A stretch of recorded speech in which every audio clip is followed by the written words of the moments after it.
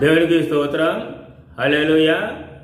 ఈరోజు సర్వశక్తిమంతుడైన దేవుడు మనకిచ్చిన శ్రేష్టమైన వాగ్దానము యోబు గ్రంథము 22వ అధ్యాయము 21వ వచనము చదువుకుందాం.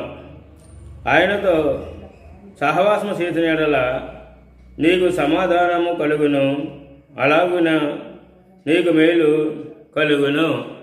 దేవుడిచ్చిన ఈ వాగ్దానము దేవునితో సహవాసం చేసిన ప్రతి ఒక్కరికి నెరవేర్చబడునుగాక. ఆమేన్. ఈరోజు చదువుకున్న ఈ వాక్య భాగాన్ని మనం ధ్యానం చేసుకున్నప్పుడు యోబు స్నేహితుడైన ఎలీఫజు మనం చూస్తున్నాం. ఇక్కడ ఈ మాట మనం చూసినట్లయితే చాలా శ్రేష్టమైన మాట అని ఎందుకు అంటున్నానంటే కనుక దేవునితో సహవాసం చేసినట్లయితే సమాధానమును మేలు కలుగును అని స్పష్టంగా బైబిల్ తెలియబడుతుంది. అంటే గమనించినట్లయితే దేవుని ప్రజలైన వారు దేవునితో సహవాసం చేస్తున్నారా?